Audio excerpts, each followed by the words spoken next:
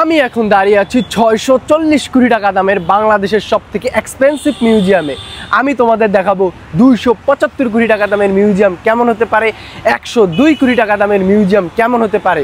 আর এটা শুরুটা হতে যাচ্ছে এই 1000 টাকা দামের এই জঞ্জালযুক্ত একটি মিউজিয়াম দিয়ে। আমরা কিন্তু আরও এক্সপেন্সিভ মিউজিয়ামে যাব, তোমাদের দেখাবো সেই মিউজিয়ামগুলো কতটা এক্সপেন্সিভ হতে পারে। আর এই মিউজিয়ামটা বলতে এটা একটি পরিত্যক্ত গাড়ি, আর এটা অনেক পুরনো। আর আমরা কিন্তু যাবো আরও এক্সপেন্সিভ মিউজিয়ামে। তাই চলো এই জঞ্জালযুক্ত মিউজিয়ামটা ছেড়ে আমরা এক্সপেন্সিভে যাওয়া যাক। আমি এখন দাঁড়িয়ে আছি 102 কোটি টাকা দামের বাংলাদেশ মুক্তিযুদ্ধ মিউজিয়াম। তাহলে চলো আমরা প্রথমে এই মিউজিয়ামটা এক্সপ্লোর করার পর আমরা কিন্তু আরও 2টা মিউজিয়াম এক্সপ্লোর করবো যেগুলো আরও এক্সপেন্সিভ। তাহলে চলো আমরা এই মিউজিয়ামটা এক্সপ্লোর করা যাক। তাহলে চলো দেখি আমরা এই মিউজিয়ামটা কতটা এক্সপেন্সিভ এবং কি আছে এই মিউজিয়ামের ভিতরে। আসলে মূলত এই মিউজিয়ামটায় তোমরা দেখতে পাবে মুক্তিযোদ্ধাদের সকল স্মৃতি, মুক্তিযোদ্ধাদের ব্যবহৃত চশমা, মুক্তিযোদ্ধাদের ব্যবহৃত দূরবীন এবং মুক্তিযোদ্ধাদের সময় যাবতীয় জিনিসপত্র ব্যবহারের সব জিনিস এই জায়গায় রয়েছে। মুক্তিযোদ্ধাদের ব্যবহৃত রাইফেল এবং সকল জিনিসপত্র রয়েছে এবং 7 বীরশ্রেষ্ঠর ছবি, সেই সময় ব্যবহৃত কেন্দ্রীয় কারাগারের তালা চাবি রয়েছে এখানে এবং থাকছে সেই সময়ের কেন্দ্রীয় কারাগারের হারিকেন। তাই এই মিউজিয়ামটা মূলত একেবারে মুক্তিযোদ্ধাদের সকল জিনিস ফুটিয়ে ওঠানো হয়েছে। সেই আমলে ব্যবহৃত টাইপিং মেশিন যেগুলো এখন বর্তমানে বিলুপ্ত, সেই আমলে এগুলি দিয়ে টাইপিং করা হতো। আমি কিন্তু এই মিউজিয়ামটা ততটা ডিটেলসে এক্সপ্লোর করব না, কারণ তাহলে ভিডিওটা অনেকটাই বড় হয়ে যাবে।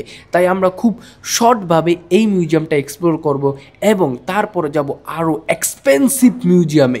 এবং এই মিউজিয়ামে তোমরা দেখতে পাচ্ছ একটি গাড়ি, যেই গাড়িটা যুদ্ধের সময় ব্যবহৃত, এবং এখানে রয়েছে আরও একটি ট্রেন যেটা যুদ্ধের সময় কোনো কাজে মনে হয় ব্যবহৃত হতো। তাহলে চলো আমরা এই মিউজিয়ামটা ছেড়ে আরও এক্সপেন্সিভ মিউজিয়ামগুলোতে যাওয়া যাক যেগুলো আরও এক্সপেন্সিভ। আমি এখন দাঁড়িয়ে আছি 275 কোটি টাকা দামের বাংলাদেশের জাতীয় মিউজিয়ামে। আমি এখন দেখব এই মিউজিয়ামটা কেন এত এক্সপেন্সিভ। আমি পূর্বে যে মিউজিয়ামটা এক্সপ্লোর করেছি সেইটার তুলনায় এই মিউজিয়ামটা অনেক এক্সপেন্সিভ, এবং আমি এইটার পরে যাব আরও এক্সপেন্সিভ মিউজিয়ামে। তাহলে চলো দেখা যাক এই মিউজিয়ামটা কেন এত এক্সপেন্সিভ। চলো আমরা ভিতরে গিয়ে ঘুরে আসি। এই জাদুঘরটি 4 তলা, যেখানে 44টিরও বেশি গ্যালারি রয়েছে। প্রথম তলায় বাংলাদেশ প্রাকৃতিক ইতিহাস গ্যালারি, যেখানে তোমরা প্রথম তলায় দেখতে পাবে প্রাচীন আমলের গাছপালা আর খনিজ সম্পদ সাজানো আছে, যেটা প্রথমে দেখলে তোমাদের মনে হবে এটা একটা চিড়িয়াখানা। 1985 সালে এই তিমি মাছটা কক্সবাজার সমুদ্র সৈকতে আটকে পড়ে, এই বিশাল তিমি মাছটা, যেটাকে 1988 সালে সেটাকে আবার বাংলাদেশ জাতীয় জাদুঘরে আনা হয়।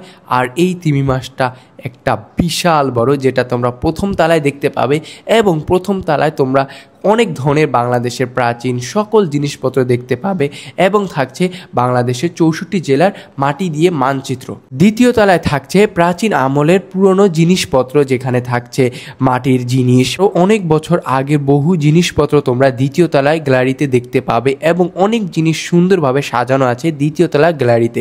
এবং তৃতীয় তলায় গ্যালারিতে রয়েছে মুক্তিযোদ্ধা, যেখানে মুক্তিযোদ্ধাদের নানা জিনিসপত্র রয়েছে, যুদ্ধের সময় ব্যবহৃত অনেক জিনিসপত্র রয়েছে এই তৃতীয় তলায় মুক্তিযোদ্ধা গ্যালারিতে, যেখানে তোমরা দেখতে পাবে মুক্তিযোদ্ধাদের ব্যবহৃত রাইফেল। এখন আমরা চলে আসছি চতুর্থ তলায়, যেখানে বাংলাদেশের জাতিগোষ্ঠী জীবন ধারণা গ্যালারি, যেখানে তোমরা দেখতে পাবে বাংলাদেশের নানা ধরনের স্মৃতি, অনেক জিনিস দেখতে পাবে। আমাদের পূর্বের মিউজিয়ামটা থেকে এই মিউজিয়ামটা অনেক বড়। আর এখনও যদি ইউটিউব চ্যানেলটাকে যদি সাবস্ক্রাইব না করে থাকো, তাহলে অবশ্যই ইউটিউব চ্যানেলটাকে এখনই সাবস্ক্রাইব করো। আর অলরেডি যদি সাবস্ক্রাইব করে থাকো তাহলে ধন্যবাদ। তাহলে চলো আমরা এই মিউজিয়ামটা রেখে আমাদের সব থেকে এক্সপেন্সিভ যেই মিউজিয়ামটা আছে সেটাতে চলো যাওয়া যাক। কারণ এখানে তোমাদেরকে আমি যতগুলো মিউজিয়াম দেখাইছি সেগুলোর তুলনায় আমি তোমাদের এখন যেই মিউজিয়ামটাতে নিয়ে যাব সেটা অনেক বড় এবং অনেক এক্সপেন্সিভ। তাহলে চলো। এখন আমি দাঁড়িয়ে আছি 640 কোটি টাকা দামের বাংলাদেশের সব থেকে এক্সপেন্সিভ মিউজিয়ামে। এটা হলো মিলিটারি মিউজিয়াম। আর আমি আজকে দেখব এই মিউজিয়ামটা কেন এত এক্সপেন্সিভ। আমি পূর্বে যে 3টা মিউজিয়াম এক্সপ্লোর করেছি সেইটার তুলনায় এই মিউজিয়ামটা অনেক বড় এবং অনেক এক্সপেন্সিভ। তাহলে চলো ভিতরে গিয়ে দেখা যাক কেন এই মিউজিয়ামটা এতটা এক্সপেন্সিভ। তাহলে চলো আমাদের দেখা সব থেকে এক্সপেন্সিভ মিউজিয়ামে যাওয়া যাক। আমি তোমাদেরকে প্রথমে নিয়ে আসলাম মাটির একতলা নিচে, এবং এটা হলো একটি জাহাজ যেখানে তোমরা 3D ভাবে জাহাজের সুন্দর একটি ভিউ দেখতে পাবে। ভিডিওটা দেখতে থাকো আর ইউটিউব চ্যানেলটাকে এখনই সাবস্ক্রাইব করে দাও। এই নৌবাহিনী গ্যালারিতে তোমরা অনেক জিনিস দেখতে পাবে। তাহলে চলো আমরা মাটির আরও একতলা নিচে চলে আসলাম, যেটা হলো ভার্চুয়াল রিয়েলিটি, যেখানে তোমরা ঢোকার সাথে সাথে মনে হবে একটি গভীর সমুদ্রে চলে এসেছো। এত সুন্দর একটি মিউজিয়াম। তাহলে চলো একটা ডুবোজাহাজের ভিতরে ঢোকা যাক। আর খুব সহজে একটা ডুবোজাহাজের ভিতরে ঢুকে পড়লাম।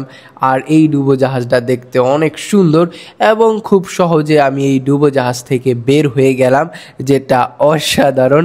এবং তোমরা নৌবাহিনী গ্যালারিতে অনেক জিনিস দেখতে পাবে যেটা অসাধারণ। তাহলে চলো আমরা প্রথম তলায় বাংলাদেশ ইতিহাস গ্যালারি, যেখানে তোমরা দেখতে পাবে বাংলাদেশ সামরিক বাহিনীর অনেক জিনিসপত্র, যেখানে তোমরা যুদ্ধে ব্যবহৃত অনেক জিনিসপত্র দেখতে পাবে, যেটা হলো প্রথম তলায় বাংলাদেশ ইতিহাস গ্যালারি। তাহলে চলো আমরা বাংলাদেশ ইতিহাস গ্যালারি রেখে আমরা চলো দ্বিতীয় তলায় যাওয়া যাক, যেটা হলো সেনাবাহিনী গ্যালারি। সেনাবাহিনী গ্যালারিতে তোমরা দেখতে পাবে অনেক জিনিস, যেমন সেনাবাহিনীদের ব্যবহৃত গাড়ি, এবং সেনাবাহিনীরা কিভাবে মানুষকে সাহায্য করতেছে, কিভাবে মানুষকে গাড়িতে উঠিয়ে নিচ্ছে।